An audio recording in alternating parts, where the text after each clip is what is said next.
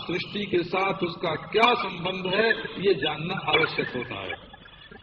और यहाँ वेदांत की, अद्वैत वेदांत की बाध प्रक्रिया प्रारंभ होती है। लय प्रक्रिया साधन और बाध प्रक्रिया साध्य। और अद्वैत न साध्य न साधन, और आगे है। बाध भी एक प्रक्रिया है, वो भी एक साधन है। अब बारंबार हम बाध का नाम ले रहे हैं, तो जरा उसके बारे में बताना पड़ेगा ना कि बाध क्या है। ये बध है, ये वध है ना, कि बाधा है, कि बाध है। इसमें न तो किसी का वध है और न किसी के प्रति बाधा है। बाधा डालने का नाम है ना, अरे वो दृश्य तो मत आ मेरे साथ, मत मिल, तो वो दृश्य तू मत भास। देखो, जोगी कहता है कि वो दृश्य तू मत भास, भक्त कहता है कि वो दृश्य तू भगवान होकर भास है। और धर्म कहता है कि वो दृश्य तू मेरे अनुकूल होकर भास, सुख अप्सरा होकर भास। धर्म कहता है कि वो दृश्य तू मेरे अनुकूल होकर भास। आराधना कहती है कि वो दृश्य तू मेरा भगवान होकर, मेरा इष्टदेव होकर भास। योग कहता है कि वो दृश्य तू मत भास। तो वेदांत में अद्वैत इस दृश्य का वध करना है कि इसके यथावत भान में बाधा डालनी है। बोले बाध माने दोनों से विलक्षण, न तो दृश्य का वध करना है और न तो दृश्य को अमृत अप्सरा नंदन वन बनाना है, अनुकूल बनाना भी नहीं है। और न तो इसको श्री कृष्ण रूप बनाना है, इष्ट रूप बनाना है। इसके ज्यों का त्यों भान में न वध है न बाध है, न बाधा है। तो फिर बाध के माने क्या है कि तेरी जैसे मौज हो वैसे भास, है ना। मैं अद्वय परिपूर्ण अखंड ज्ञान स्वरूप ब्रह्म हूं। ब्रह्म माने वो ब्रह्म राक्षस नहीं समझना। ब्रह्म शब्द का एक अर्थ होता है, वो अर्थ होता है जिसमें किसी तरह का परिच्छेद न हो, वो नहीं, वो नहीं। लो, परिच्छेद है ना, परिच्छेद के अभाव का नाम ब्रह्म नहीं है। हाँ, ये शून्य पुण्य की कोई गति नहीं है वहां। परिच्छेद के अभाव का नाम ब्रह्म नहीं है। हमारा कोई भी वेदांत विद पुरुष परिच्छेद के अभाव को ब्रह्म नहीं बोलता है। परिच्छेद के अत्यंताभाव से उपलक्षित माने परिच्छेद का अत्यंताभाव जिसका इशारा है, उपलक्षण है। उपलक्षण माने इशारा, स्वरूप लक्षण नहीं है, तटस्थ लक्षण है। उपलक्षण का अर्थ है, उपलक्षण का अर्थ है स्वरूप लक्षण नहीं, तटस्थ लक्षण है। अभाव जिसमें भासकर अपने भाषक को सिद्ध करता है, शून्य जिसके द्वारा भासकर शून्य के भाषक को सिद्ध करता है, और जिसके होने से ही शून्य मालूम पड़ता है, वो उसमें न काल परिच्छेद है, न काल परिच्छेद का अभाव है, न देश परिच्छेद है, न देश परिच्छेद का अभाव है, न वस्तु परिच्छेद है, न वस्तु परिच्छेद का अभाव है। ऐसा जो सर्वाभाषक स्वयं प्रकाश काल रहित होने से अविनाशी कहा जाता है, देश रहित होने से परिपूर्ण कहा जाता है, वस्तु रहित होने से अद्वय कहा जाता है। और ऐसा अद्वय कौन का, दूसरा कोई नहीं, अपना आपा। ये जो अपने आपे का बोध है कि मैं ही परिपूर्ण अविनाशी अद्वय ब्रह्म हूं। अब देखो, अब बाद की प्रक्रिया, माया मालूम पड़ रही है, परंतु मालूम पड़ते हुए भी मुझ में है नहीं। बध भी मालूम पड़ता है, और बाधा भी मालूम पड़ती है, परंतु न वध है न बाधा है, ये तो प्रतीति मात्र है। अपना स्वरूप ही प्रतीत होता रह रहा है माया के रूप में। जब माया ही नहीं है तब महत तत्व कहाँ, जब महत तत्व ही नहीं है तब अहं तत्व कहाँ, और अहं तत्व ही नहीं है तब भूत सूक्ष्म पंच तन्मात्रा कहाँ, और जब भूत सूक्ष्म ही नहीं है तो मन इंद्रिय और कर्मेंद्र, मन ज्ञानेन्द्रिय और कर्मेंद्रिय कहाँ, और जब यही नहीं है तो द्रव्य कहाँ, देहादि रूप द्रव्य कहाँ। तो मुझ अद्वैत स्वरूप में दूसरी कोई वस्तु नहीं है। इसका नाम हुआ बाधक प्रक्रिया। प्रक्रिया, हाँ, प्रक्रिया नहीं छोड़ना। प्रक्रिया माने प्रकार, प्रकार, ढंग, शैली, है ना। प्रक्रिया, प्रक्रिया, प्रकार, प्रक्रिया, शैली, ढंग, तरीका, तरकीब, है ना। अद्वैत बोध की तरकीब, युक्ति, इसका नाम है तरीका, तरकीब, युक्ति, ढंग, शैली, है ना। तो जहां हम देह में बैठे हैं वहां से लय करते करते कारणाद्वैत में पहुंचकर शांत हो जाना, और उससे प्रज्ञा शक्ति प्राप्त करके महावाक्यार्थ रूप बीज का उसमें आधान करके अद्वैत बोध प्राप्त करना। अथवा अब ये अद्वैत प्राप्त करके फिर अद्वैत बोध का भी लोप हो जाता है। ये कतक रेणु है, कतक रेणु, ये फिटकरी का चूरा है, ये ब्रह्मज्ञान फिटकरी का चूरा है जो अज्ञान को मिटाता है।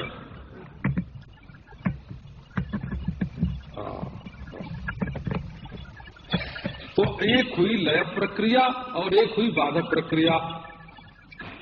अब यदि सत संप्रदाय की रीति से चलो, अब कहो हम पहले बाध प्रक्रिया कर लें कि मेरे सिवाय दूसरा कुछ नहीं है, और उसके बाद फिर लय करें, मिट्टी पानी में, पानी आग में, है ना। ये मौज की बात दूसरी है। एक बार श्री बाबा जी महाराज से मैंने पूछा कि साधन क्या करना चाहिए, तो बोले भाई जिस समय जो दुख आवे उसके निवारण का उपाय कर लेना चाहिए। सीधी बात है ना। भूख लगी हो तो खा लिया, है ना। प्यास लगी हो तो पानी पी लिया, थकान मालूम पड़ती हो तो विश्राम कर लिया, है ना। और कहीं जंगल में कहीं चोर डाकू मालूम पड़ते हो तो पुलिस को पुकार लिया, है ना। ऐसे कहीं भय मालूम पड़ता हो तो ईश्वर को पुकार लिया। इसमें हमारा कोई मतभेद नहीं है ना। हमारे एक मित्र हैं, उनके घर में आए डाकू,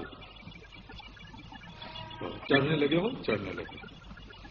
तो बोले अरे ओ बेटा, कहाँ पिताजी, तो जरा हमारी पिस्तौल तो देना। कहाँ है पिताजी, कहो भरी हुई रखी है, देना तो हमको। अब महाराज जो चढ़ रहे थे डाकू वो टपाटप तो गिर पड़े नीचे, है ना। और उनके घर में पिस्तौल तो था ही नहीं, है ना। उनके घर में बिल्कुल पिस्तौल नहीं था, है ना। अब वो चोर को ये बात मालूम नहीं थी डाकू को कि इनके घर में पिस्तौल है कि नहीं है ना। तो इसी तरह से ये दुनिया में महाराज, है ना, जो जब जैसा चोर आवे, जब जैसा डाकू आवे, उससे बचने की युक्ति कर लेना। इस बाधक प्रक्रिया इसका तो विरोध करती नहीं, है ना। कभी निर्बलता मालूम पड़ती हो तो ईश्वर को पुकार लो, विक्षेप मालूम पड़ता हो तो समाधि लगा लो, है ना। हाँ, अधर्म की वासना जोर मारती हो तो धर्म की याद कर लो, हैं। असद वासना आती हो तो सद्वासना को ले लो। जेन केन प्रकारेण क्षुधा लोपनिमीशति, है ना।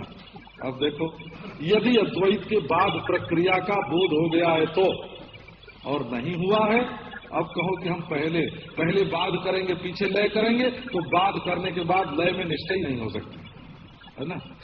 अब पहले लय कर लो तो बाद में निष्ठा हो जाएगी। ये जो सत संप्रदाय है ना, इसमें मनमानी साधन नहीं चलता है। यदि आपको अद्वैत का साक्षात्कार करना है, अब देखो एक और बात आपको सुनाने है। अभी कल सुनाएंगे इस विषय पर, सायंकाल भी सुनाएंगे। वो गीता का जो दूसरा अध्याय पहले छपा था ना, सांख्य जो, वो समाप्त हो गया, तो उसका अब दूसरा संस्करण छप गया है और यहाँ आ गया है। तो अब उद्घाटन की प्रक्रिया का तो कोई आवश्यक ही नहीं है, काय का आवश्यक है। और दूसरे चिंतामणि जो 15 फरवरी को, तो ध्यानम व्याख्या श्यामा,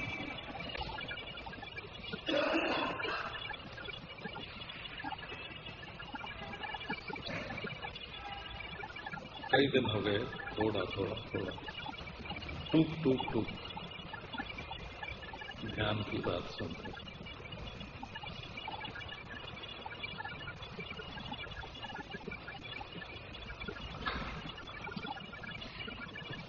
प्रश्न ये है कि क्या ज्ञान मात्र से ही ध्यान हो सकता है?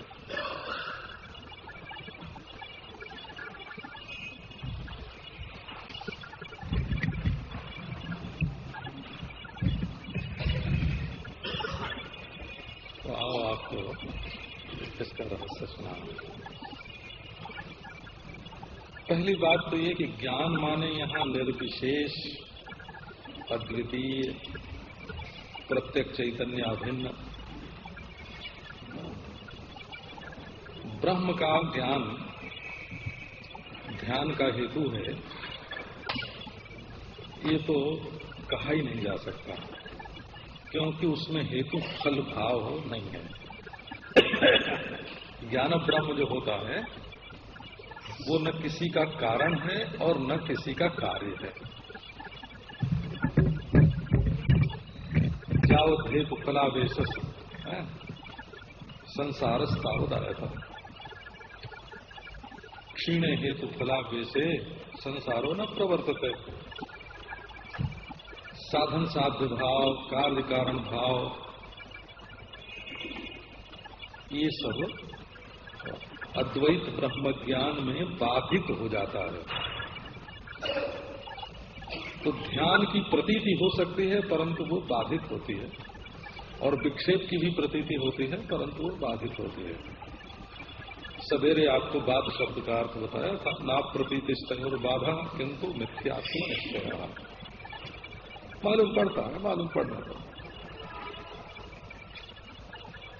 अच्छा, तो निर्विशेष ज्ञान को तो एक ओर आदरार्थ सिंहासन पर बैठा दीजिए, वो न ध्यान का बाप है न ध्यान का बेटा है, न ध्यान का भाई है न ध्यान का दुश्मन है, न ध्यान का पति है न ध्यान की पत्नी है। जैसे अध्यस्त और अधिष्ठान का कोई वास्तविक संबंध नहीं होता, वैसे ध्यान और ज्ञान ब्रह्म का कोई वास्तविक संबंध नहीं है। प्रातीतिक संबंध है तो उसमें संबंधता नहीं है।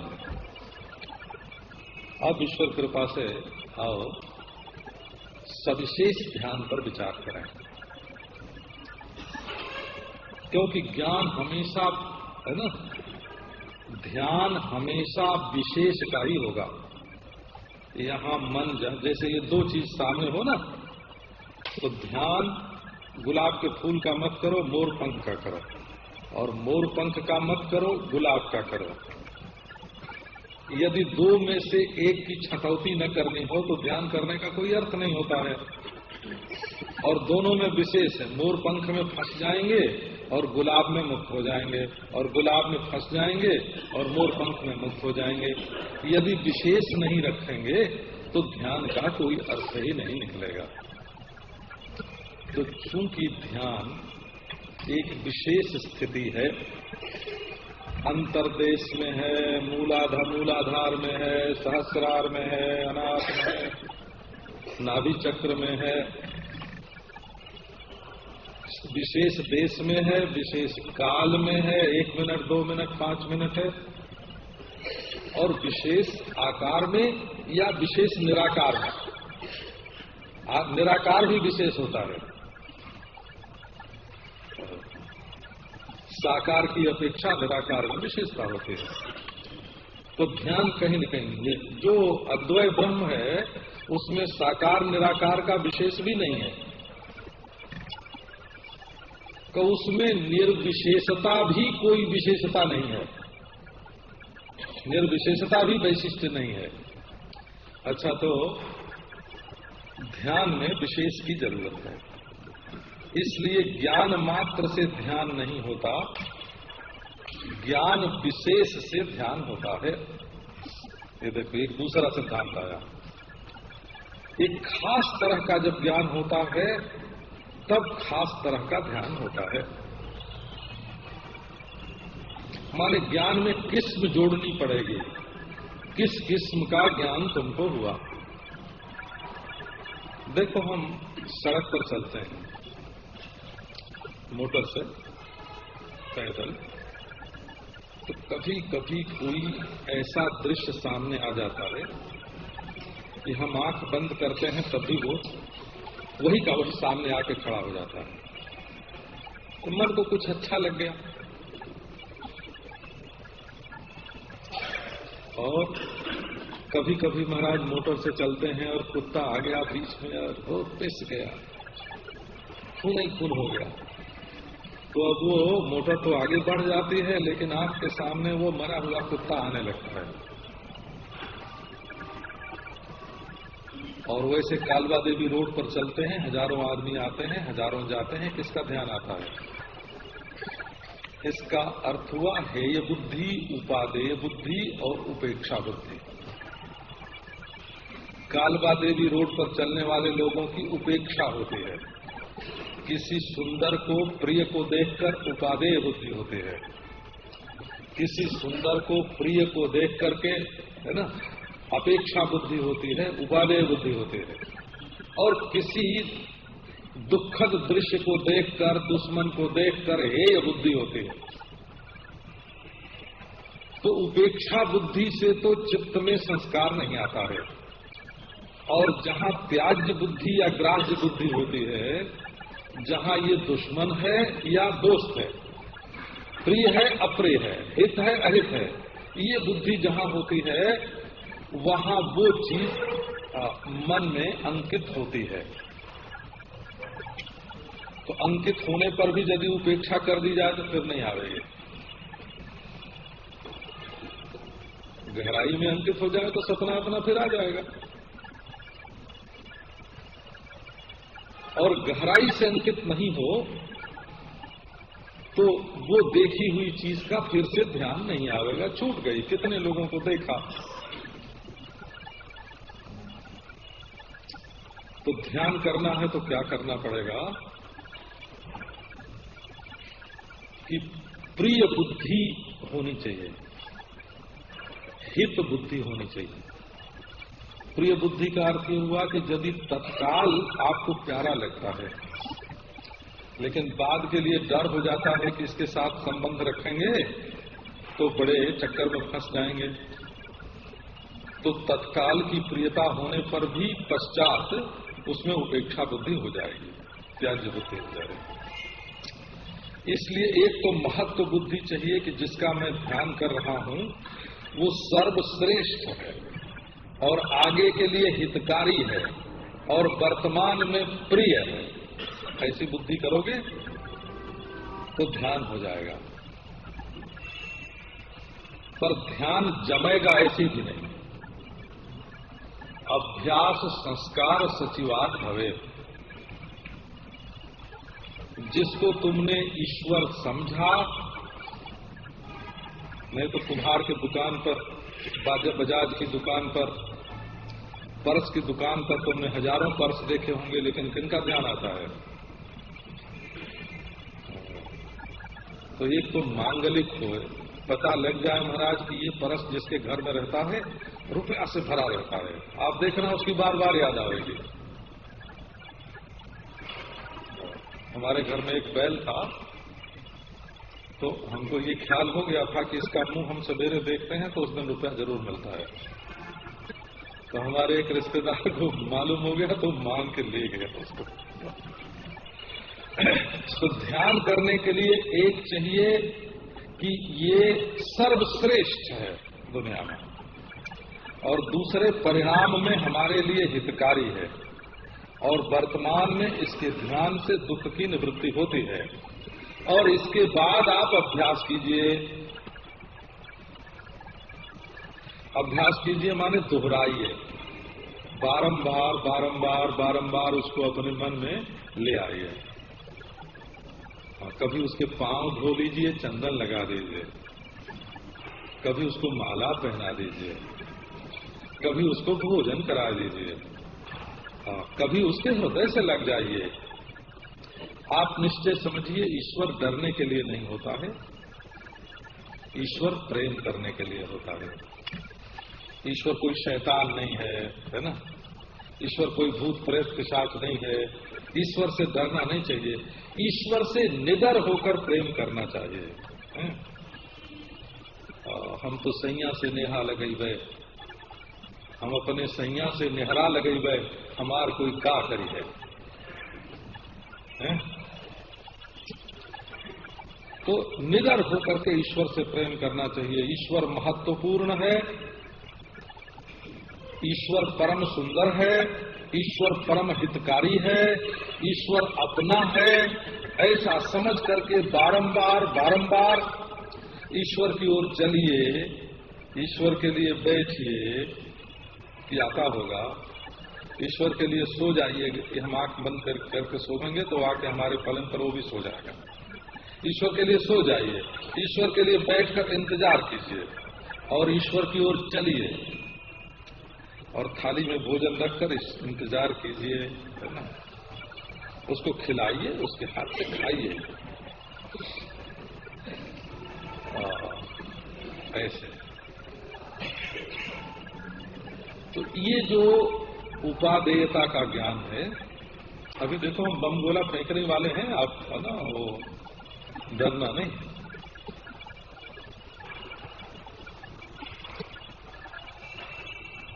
तो इससे क्या हुआ कि आपका मन स्थूल लोक में रमना और विचरना छोड़ करके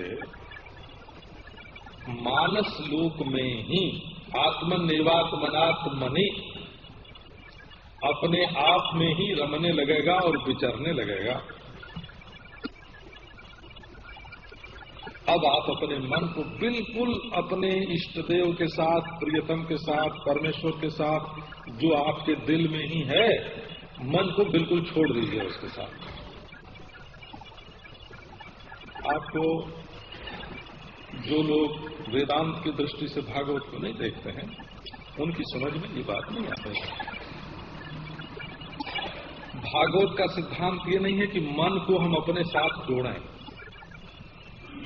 भागवत का सिद्धांत है कि मन को हम प्यारे के साथ फेंक दें।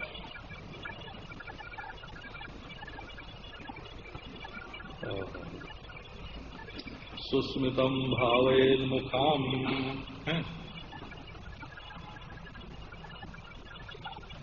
तो आकृष्य व्योमनि धारयेत तच्च त्यक्त्वा मदारोहो न किंचिदपि चिंतयेत, है ना? सारे शरीर में मन गया, मुखारबिंद में मुस्कुराते हुए मुखारबिंद में मन गया, वहां से आकाश में मन आया, आकाशात्मक मन हुआ, और वहां से अपने स्वरूप में स्थित होकर, परमात्मा के स्वरूप में स्थित होकर कुछ भी संसार का चिंतन मन नहीं करता है। और इस ध्यान का फल क्या होगा? तो ध्याने नेत्थम सुतीव्रेण युञ्जतो योगिनो मनः संयास्यत्यासु निर्वाणम द्रव्य ज्ञान क्रिया भ्रमः। ये क्या आश्चर्य कि ध्यान किया सगुण का और मिल गया निर्गुण,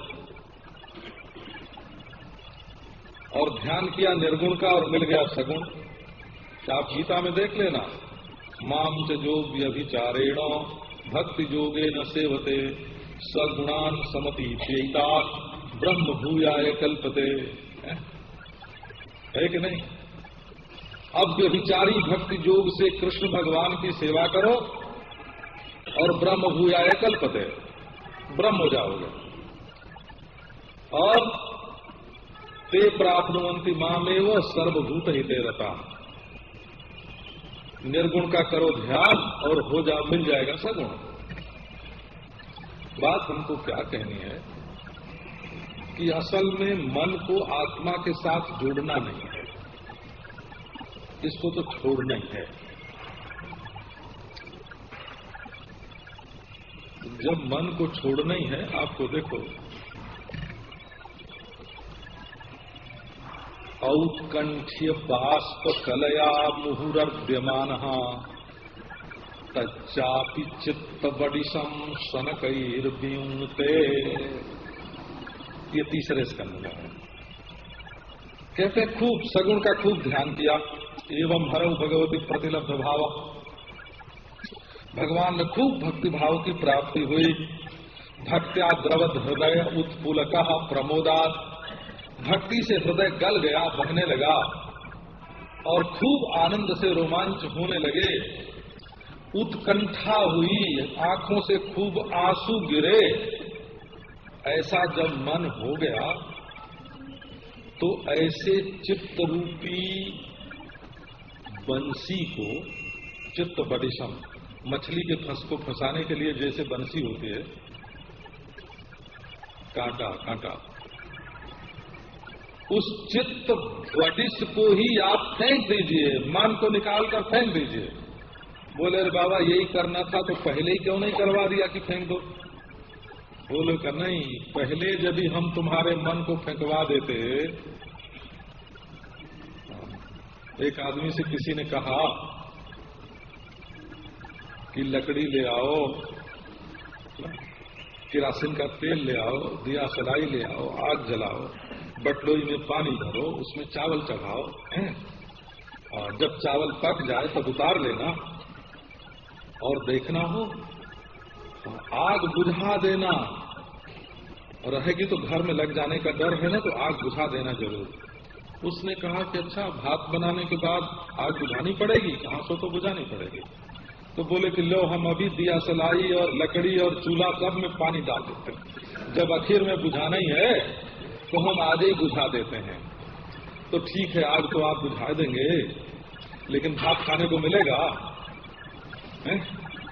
अरे जब पका लेंगे, पहले भात पक जाए तब ना आग बुझाने की है। कि हम बिहारी लहजे में बोल रहे हो, है ना, जानबूझ के। तो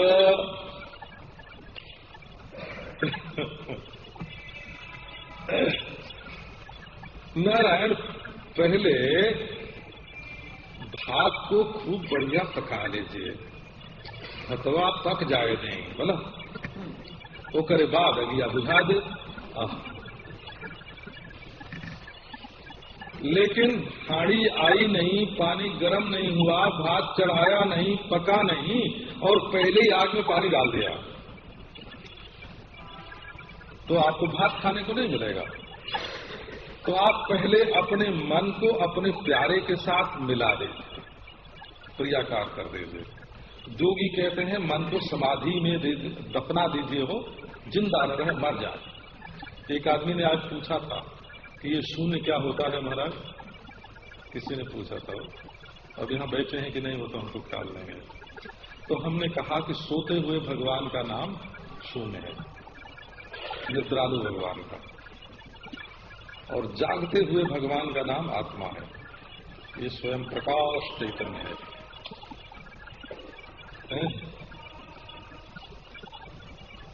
ये कभी सोता नहीं, अलोक तत्रेक है, इसकी आंख कभी मिचती नहीं। जागते हुए परमात्मा का नाम है आत्मा, और सोते हुए परमात्मा का नाम है शून्य।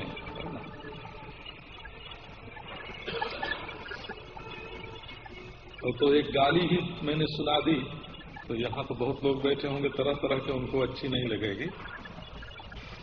उसको मैंने दूसरे ढंग से सुनाया। माने सांप्रदायिक विद्वेष होता है ना, तो शून्य का ध्यान मत करो, आत्मचिंतन करो, है ना, ब्रह्मचिंतन करो। तो पहले भी संप्रदाय का विद्वेष था कि शून्य का ध्यान करने वाले जो हैं वो अवैदिक हैं। तो हमारे वैयाकरणों ने क्या गाली बनाई। शून्य शब्द की व्युत्पत्ति आप नहीं जानते होंगे। पाणिनीय व्याकरण की रीति से शून्य शब्द की व्युत्पत्ति है, सुनाई देते हैं, माफ करना भाई, बुरा मत मानना शून्य का ध्यान करने वाले, है ना। जैसा पाणिनीय व्याकरण में सांप्रदायिक आक्षेप तो होता ही है ना, स्वभ्यो हितम शून्यम, जो कुत्तों को भला लगे उसका नाम है शून्य। आप जरा विचार करके देखो, उसको खटखट भी अच्छी नहीं लगती है, पत्ता खड़क जाए तो अच्छा नहीं लगे, चिड़िया अच्छी न लगे, आदमी एकांत ही, कुत्ता एकांत हो तो खूब अपना सिर, मैं भी कहो तो वैसे ही कर दो, उसमें कोई बात नहीं है ना। खूब मरा आनंद से सांस लेता है और सोता है। तो परमात्मा का शयन स्थान है शून्य और जागरण स्थान है प्रत्यगात्मा, स्वयं प्रकाश। कभी इसकी दृष्टि लुप्त नहीं होती। जो शून्य का साक्षी है, जो शून्य का दृष्टा है, उसका नाम है आत्मा। तो असल में करना क्या है कि मन को फेंकना है। तो देखो, भले मानुष जो होते हैं उनके फेंकने की प्रक्रिया भी भली होती है ना। आपके घर में आप किसी धर्मशाला में ठहरे हैं, हम एक सज्जन के साथ गए थे, वो श्री उड़िया बाबा जी महाराज के बड़े भक्त थे और उनके साथ मैं एक बार यात्रा में गया था। चिंतपूर्णी गया, ज्वालामुखी गया, कांगड़ा गया, तो जगह जगह धर्मशाले में रहना पड़े। तो महाराज जाएं तब तो धर्मशाले की सफाई करें, और जब निकलने लगे वहां से तो बिल्कुल अपने हाथ से झाड़ू लगा के और पानी से कमरे को धो के कि हमारे बाद जो आवेगा सो कैसे ठहरेगा, है ना। ये फिक्र करके तब निकले, ये नहीं कि अब तो हमको जाना है, गंदा छोड़ के चले चलो। तो जो भले मानुष लोग होते हैं, जिसको छोड़ते हैं उसको भी भला बना के छोड़ते हैं। तो ये मन को समझ लो कि छोड़ देना है, बिल्कुल फेंक देना है, उठा के फेंक दिया चिदाकाश में। लेकिन भाई पहले समाधि में या तो पहुंचा दो इसको, तब छोड़ो, इससे अलग हो जाओ, दृष्टा हो जाओ। और चाहे भगवान में इसको मिला दो तब छोड़ो, कि तुम्हारे छोड़ने के बाद भी ये भगवदाकार रहे, है ना, वासनाकार न हो, विषयाकार न हो। अरे इस छोड़ी जाने वाली चीज को भी भला, है ना। मान लो आपके घर में कोई लड़का आके बस गया हो और आप सोचते हो कि आखिर में इसको घर से निकाल देना है, तो क्या आपका कर्तव्य है? उसको योग्य बना के निकालिए, ऐसा योग्य बना के निकालिए कि आपके घर से निकलने के बाद वो जहां जाए वहां स्वावलंबी हो, डाकू न हो, चोर न हो, उपद्रवी न हो। ऐसा करके मन को छोड़ना चाहिए। तो ये मन को भाई भगवदाकार कर दो पहले। तच्चाप चित्त बडिशम सनकैर्वियुंक्ते, उस भगवदाकार चित्त को जो भगवान के लिए प्रवाहित हो रहा है, आंखों से आंसू गिर रहे हैं, शरीर में रोमांच हो रहा है, वृत्ति हो रही है भगवदाकार का, ऐसे चित्त को छोड़ दो कि ये न मैं और न मेरा। तब क्या होगा? ये देखो, ये भक्त लोग इसको सुनाते नहीं हैं जो मैं आपको सुना रहा हूं।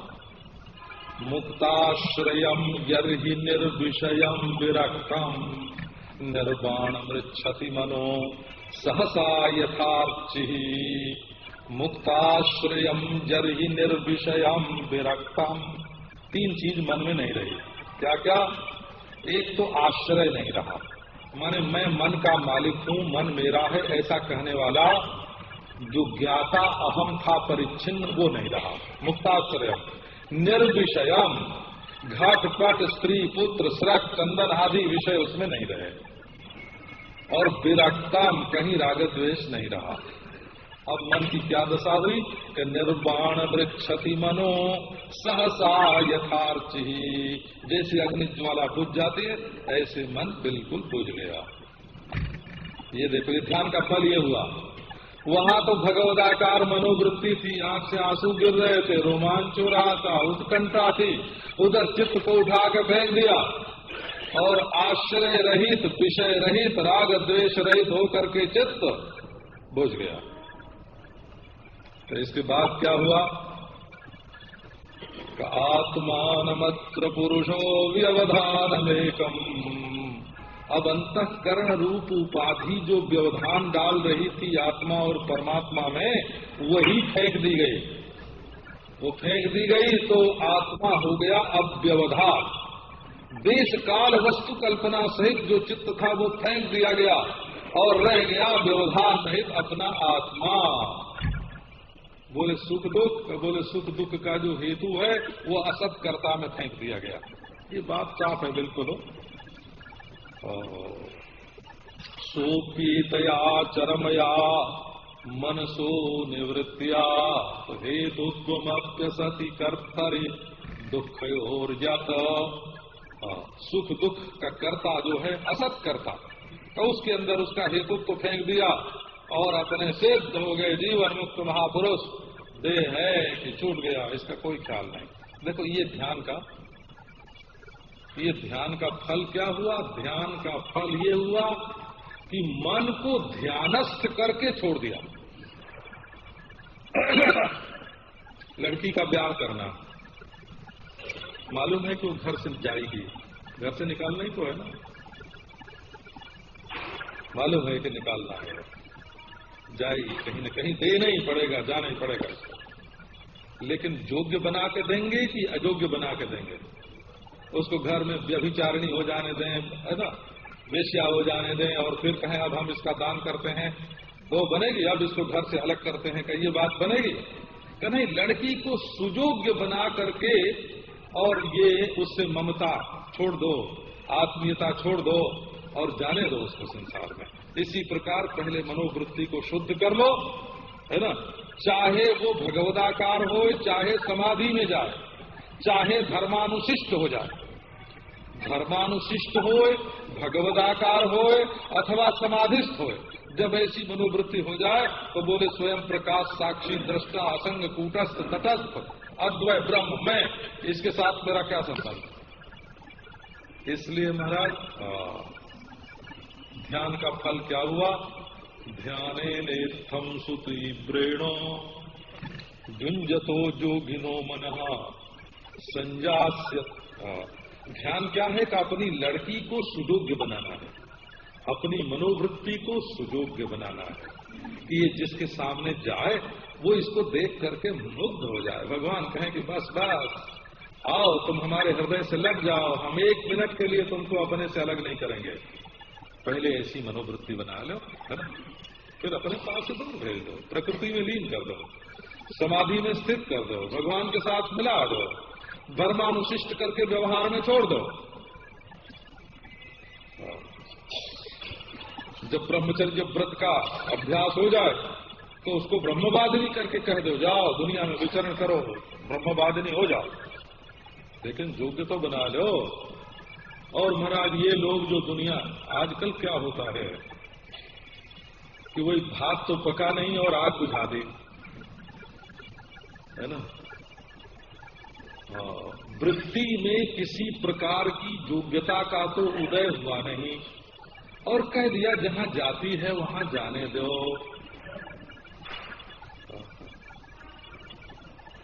हमारे एक मित्र हैं, एक दिन किसी डॉक्टर के पास गए थे,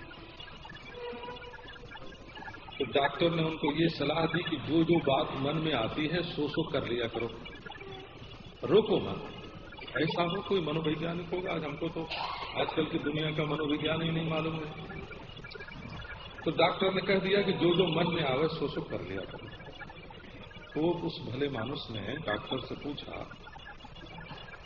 कि डॉक्टर साहब आपकी बेटी जो जो करना चाहेगी सो करने की इजाजत आप देंगे? बोले कि नहीं।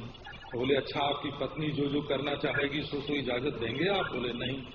तो बोले तो बेटी और पत्नी तो रहती हैं घर में और ये हमारी मनोवृत्ति रहती है हमारे हृदय में, इसको हम चाहे जो करने की इजाजत कैसे देंगे? हैं, ये तो हमारी अपनी है, हम बेटी को नहीं बिगड़ने देना चाहते हैं, तो हम अपने मन को कैसे बिगड़ने देना चाहेंगे? डॉक्टर बोले कि बाबा हार मान लिया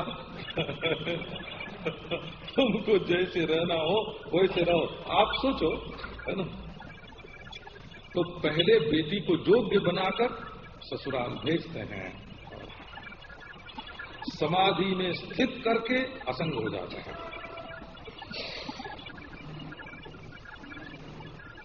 पहले पत्नी को इतनी शिक्षा दे लो कि वो भी संयम से ब्रह्मचर्य से रह ले, है ना, तब वानप्रस्थ का व्रत धारण कर लो। ये मतलब है इसका।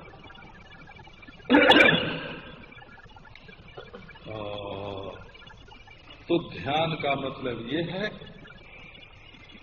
अपने मन को योग्य से योग्यतर बनाना। ये निर्माण जो ध्यान जो है वो निर्माण विभाग में है वो, और ज्ञान जो है वो प्रमाण विभाग में है। वो वस्तु के स्वरूप को ज्यों का त्यों बताता है। तो ध्यान में हेतु है विशेष प्रकार की बुद्धि।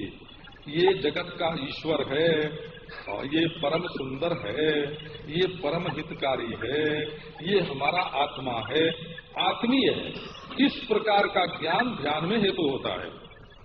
और मैं असंग चिद्रूप कूटस्थ तटस्थ असंग अद्वय आत्मा हूं, ये ज्ञान मन के त्याग में हेतु होता है। और अपना जो स्वरूप है वो विलक्षण। तो ध्याने नेत्थम सुतीव्रेणो ध्यायतो जोगिनो मनः संजास्यत्याशु निर्वाणम द्रव्य ज्ञान क्रिया भ्रमः। एक बात और, जो ध्यान चाहते हैं, असल में हमारे जो श्रोता वर्ग होते हैं वो न तो शुद्ध ध्यान चाहते हैं और न तो शुद्ध ज्ञान चाहते हैं, है ना। उनकी स्थिति तो वैसी है। कैसी? एक दिन बताया था, सुनाया था, एक श्रीमती जी बहुत मोटी थी, तो गई डॉक्टर के पास। तो डॉक्टर ने उनको बताया कि तुम हरी हरी सब्जी खाया करो, फल खाओ, सेव खाओ, है ना, संतरा खाओ, सेव खाओ, सब्जी खाओ, सब, है ना, ठीक हो जाएगा, तुम्हारा वजन घट जाएगा। अब वो घर आई तो नौकर को सब दिखा दिया, हमको ये चाहिए, खाने को ये चाहिए। नौकर वो ले आया, खा लिया। फिर उसके बाद रोज खाने वाली थाली मंगाई और वो भी खाया। महीने भर बाद जब डॉक्टर के पास गई तो वजन तो बढ़ा हुआ उनका मिला, 5 पाउंड और बढ़ गया था। अरे डॉक्टर, तूने जैसा बताया वैसा मैंने किया, वजन क्यों बढ़ गया? तो वजन यूं बढ़ गया। उसने कहा बात क्या है, तुमने सब्जी खाई कि नहीं? कि खूब खाई। तो सेव खाया कि खाया, संतरा खाया कि खाया, है ना, पत्ते चबाए का पत्ते चबाए, तो भोजन क्यों बढ़ा? बोले वो तो रोज के भोजन के बाद उसको बढ़ा लिया ना, उतना और बढ़ गया। आया आपके ध्यान में? तो ये संसारी लोग जो हैं वो जब महात्माओं के पास जाते हैं और महात्मा लोग बताते हैं कि थोड़ा भजन करो, थोड़ा ध्यान करो, थोड़ा जप करो, हैं? तो बोले बहुत बढ़िया। तो होता क्या है कि पैसा तो हमारे पास ज्यों का त्यों बना रहे, हमारा भोग ज्यों का त्यों बना रहे, कुर्सी ज्यों की त्यों, रोज का जो भोजन है वो तो ज्यों का त्यों बना रहे। और ये शौकिया सब्जी का, ये सब्जी है, ये जो भोजन है ना, ये जो ध्यान है, ये जो भजन है, ये तो सब्जी है, ये तो संतरा है, ये तो फल है। माला फेरते हैं सब्जी की तरह, है? माला फेरते हैं फल की तरह, माला फेरते हैं सलाद की तरह, है ना। और रोज का भोजन तो ज्यों का त्यों, उसमें तो कोई फर्क नहीं। अरे भाई, रोज के भोजन में थोड़ा फर्क करो, उसको कम करो और फिर सब्जी खाओ, तो देखो तुम्हारा वजन घटता है कि नहीं। तो ये तो संसारी लोग जो हैं अपनी वासना को घटावेंगे नहीं, भोग को घटावेंगे नहीं, कर्म को घटावेंगे नहीं, बैंक बैलेंस जो है वो रोज बढ़ता जाएगा, ब्लैक मार्केट रोज बढ़ता जाएगा, चिंता रोज बढ़ती जाएगी। बोले हमने इतना भजन किया और हमको तो कोई फायदा नहीं हुआ, हमारा तो मन नहीं टिका। तो ये ध्यान जो है, ये ध्यान को शौक की सब्जी मत बनाओ।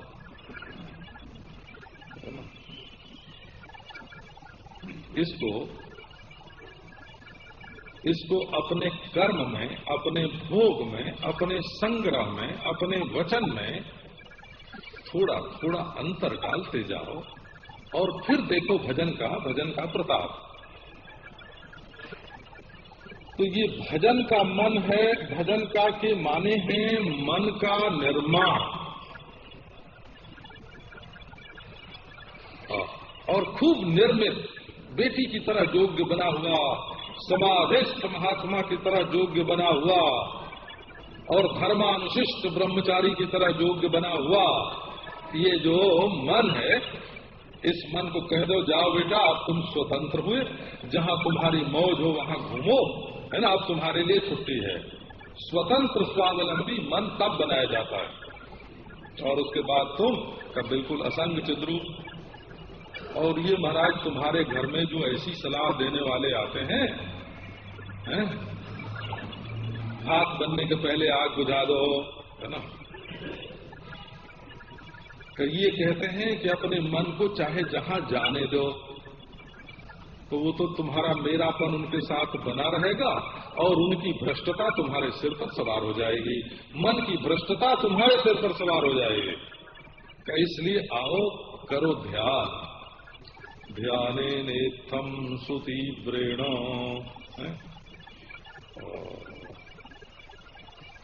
ध्यानातीतम किमपि परमम जेतु जानन्ति तत्वम तेषामास्ताम हृदय कुहरे शुद्ध चिन्मात्रयात्मा अस्माकं तु प्रकृति मधुरः स्मेर वक्त्रारविन्दः मेघश्यामः कनक परिधि पंकजाक्षोयमात्मा।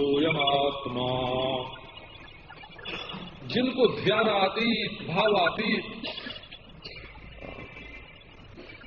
है ना, वो ध्यानातीत का ध्यान करते हैं, वो भावातीत का भाव करते हैं। क्या होता है ध्यानातीत? किस चिड़िया का नाम है कुछ पता नहीं, आंख बंद कर लिया बोले ध्यानातीत में स्थित हो। भावातीत क्या होता है ना, किस मरज का नाम है भावातीत, ये तो पता ही नहीं है। भावातीत का भाव कर रहे हैं, ध्यानातीत का ध्यान कर रहे हैं। तो ध्यानातीतम की बात दो टूक करते हैं।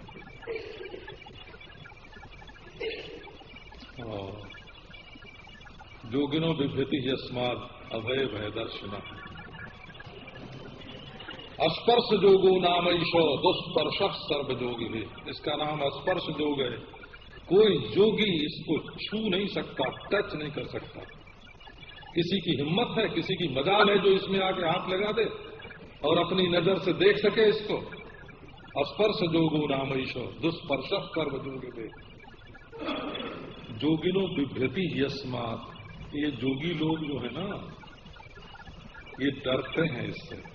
अभय भय दर्शिना, वो इस अभय पद में भय का दर्शन करते हैं। आप अपने मन को सचमुच कृष्ण बनाकर कृष्ण के साथ जोड़ दो।